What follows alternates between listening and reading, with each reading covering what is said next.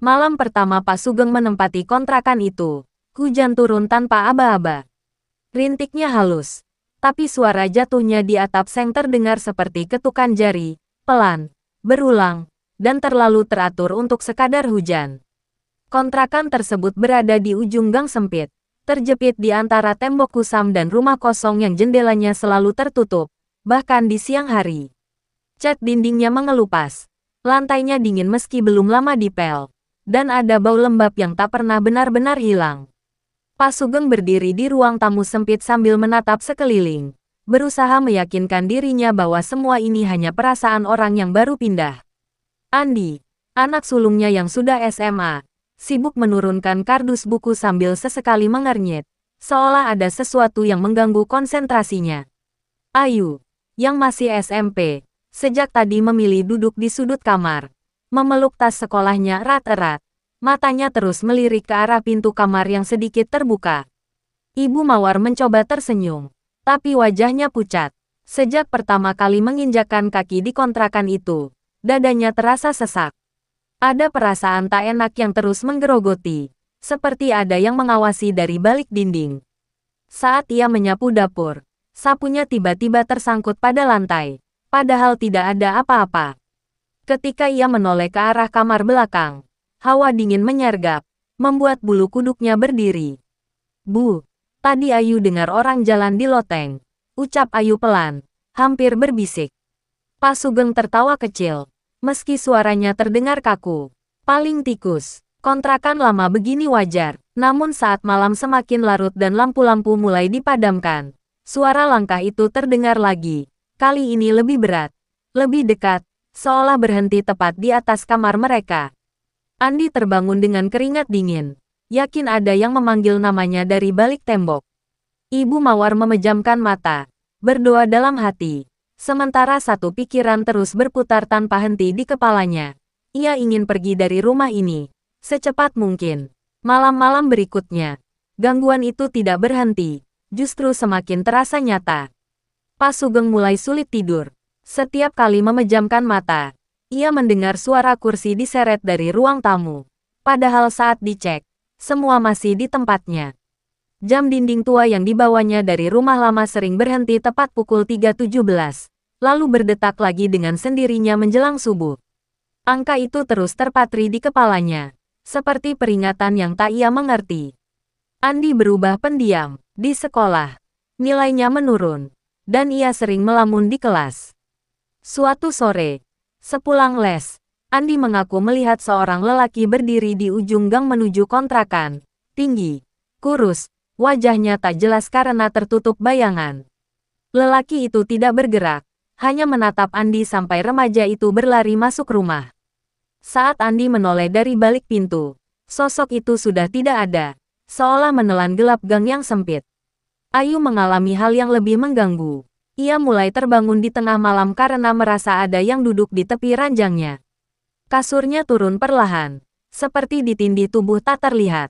Pernah suatu kali, Ayu menjerit keras, membuat seisi rumah terbangun.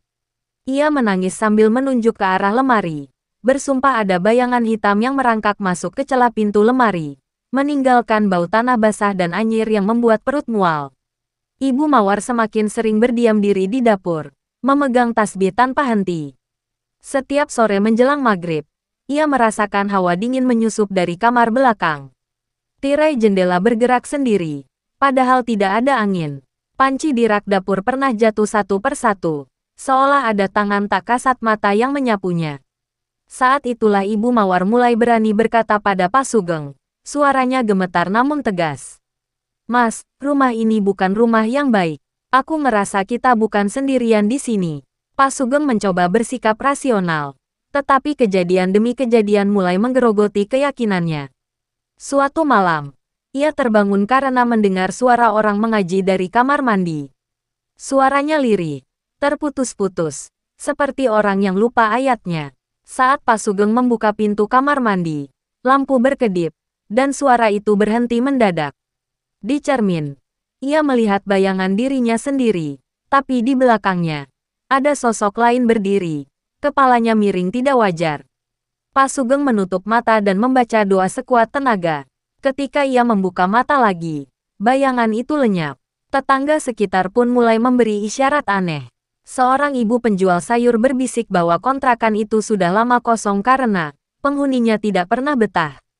Ada yang pindah mendadak, ada yang sakit-sakitan, bahkan ada yang pergi tanpa pamit dan tak pernah kembali ke gang itu. Kontrakan tersebut dulunya milik seorang pria tua yang meninggal sendirian di dalam rumah. Jasadnya baru ditemukan beberapa hari kemudian. Malam Jumat Kliwon. Gangguan mencapai puncaknya. Pukul 3.17. Seluruh lampu di rumah mati bersamaan. Dari kamar belakang terdengar suara napas berat. Disusul ketukan pelan di dinding. Sekali. 2 kali. 3 kali. Ritmenya sama seperti hujan di malam pertama mereka pindah. Ayu menangis histeris. Andi memeluk adiknya sambil gemetar. Dan Pak Sugeng berdiri di tengah rumah. Tubuhnya kaku tak bisa bergerak. Ibu Mawar jatuh berlutut. Air matanya mengalir deras. Dalam ketakutan itu, ia tidak lagi ragu. Dengan suara pecah, ia berkata satu hal yang sejak awal terus menghantuinya. Kita harus pergi. Kalau tidak, rumah ini yang akan mengambil salah satu dari kita. Dan sejak malam itu, keputusan untuk meninggalkan kontrakan tersebut bukan lagi soal kenyamanan, melainkan soal bertahan hidup. Sejak malam Jumat Kliwon itu, suasana rumah berubah semakin menekan. Seolah dinding-dindingnya ikut mendengar keputusan mereka untuk pergi. Pagi hari memang tampak normal, tetapi setiap sore menjelang maghrib, udara di dalam kontrakan terasa lebih berat, seperti dipenuhi bisikan yang tak pernah jelas kata-katanya. Pak Sugeng mulai sering sakit kepala. Saat bercermin, ia melihat wajahnya tampak lebih pucat dari biasanya. Matanya cekung, seolah kurang tidur berhari-hari. Ia pernah mendapati bekas tapak kaki basah di lantai dapur, kecil, seperti kaki anak-anak, padahal Ayu dan Andi sudah sejak lama berada di kamar. Tapak itu mengarah ke kamar belakang, lalu berhenti tepat di depan tembok, seakan tubuh pemiliknya menembus dinding. Andi mengalami kejadian yang membuatnya hampir kehilangan akal. Suatu malam, ia terbangun karena mendengar suara Ayu memanggilnya dari luar kamar. Suaranya persis. Nada dan caranya sama. Saat Andi membuka pintu, lorong rumah terlihat lebih panjang dari biasanya. Lampu redup berwarna kekuningan. Di ujung lorong, berdiri sosok yang menyerupai Ayu. Punggungnya membelakangi Andi. Rambutnya menjuntai menutupi wajah. Ketika Andi memanggil, sosok itu menoleh perlahan. Wajahnya kosong. Matanya hitam seluruhnya. Andi menjerit dan menutup pintu sekuat tenaga. Saat pintu dibuka kembali, lorong sudah kembali normal, dan Ayu tertidur pulas di kamarnya. Ayu sendiri semakin sering sakit. Tubuhnya panas dingin. Bibirnya komat-kamit seperti berbicara dengan seseorang yang tidak terlihat. Ia menggambar sesuatu di buku tulisnya, sebuah rumah dengan pintu hitam, dan di depannya berdiri 4 bayangan manusia tanpa wajah. Ibu Mawar gemetar saat melihat gambar itu, karena Ayu tidak pernah diajari menggambar hal-hal menyeramkan seperti itu. Ibu Mawar semakin mantap ingin pergi. Ia mengemasi barang-barang penting secara diam-diam, takut jika niatnya diketahui sesuatu yang ada di rumah itu. Namun setiap kali ia mencoba keluar rumah sendirian, selalu saja ada hal yang menghalangi. Pintu depan sulit dibuka, kunci berputar sendiri, atau ia mendengar bisikan tepat di telinganya, menyebut namanya pelan, memintanya untuk tetap tinggal. Puncaknya terjadi saat Pak Sugeng pulang lebih awal dari kerja dan menemukan Ibu Mawar duduk di ruang tamu, menatap kosong ke arah dinding. Di dinding itu, muncul noda hitam seperti bekas air yang merembes, perlahan membentuk tulisan tak beraturan. Pak Sugeng merasakan jantungnya hampir berhenti ketika ia membaca tulisan itu jelas-jelas. Sudah masuk, jangan keluar. Lampu berkedip hebat. Udara menjadi dingin menusuk tulang. Dari kamar belakang terdengar suara tawa pelan, serak, bercampur dengan suara langkah yang merayap mendekat. Pak Sugeng memeluk Ibu Mawar erat-erat. Sementara dari balik pintu kamar, Andi dan Ayu menjerit ketakutan. Kontrakan itu seolah hidup, menolak ditinggalkan, marah karena penghuninya berani melawan. Dan malam itu, Pak Sugeng sadar satu hal mengerikan. Tidak semua rumah bisa ditinggalkan begitu saja. Beberapa memilih penghuninya sendiri. Pagi itu, Kontrakan terasa sunyi tidak wajar. Tidak ada suara langkah di loteng. Tidak ada bisikan dari kamar belakang. Udara justru terlalu tenang. Seperti menunggu. Pak Sugeng bangun lebih dulu dan melihat jam dinding. Jarumnya berhenti tepat di pukul 3.17. Untuk terakhir kalinya. Tanpa membangunkan anak-anak, ia membangunkan Ibu Mawar dengan tatapan yang sudah bulat oleh satu keputusan. Mereka harus pergi hari itu juga. Dengan sisa keberanian, mereka mengemasi barang sekadarnya. Andi dan Ayu tidak banyak bicara. Wajah mereka pucat, mata sembab karena kurang tidur. Saat pintu depan dibuka, angin dingin berembus kencang dari dalam rumah, berlawanan dengan arah gang. Seolah ada yang menahan dari belakang. Ibu Mawar hampir jatuh ketika terdengar suara lirih berbisik, tepat di telinganya. Kalau pergi, tinggalkan satu. Pak Sugeng menutup pintu keras-keras tanpa menoleh lagi.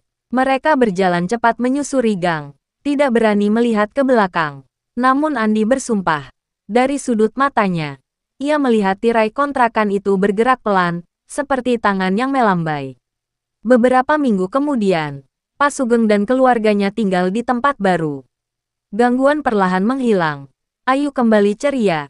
Andi bisa tidur nyenyak. Tapi satu hal tidak pernah benar-benar pergi.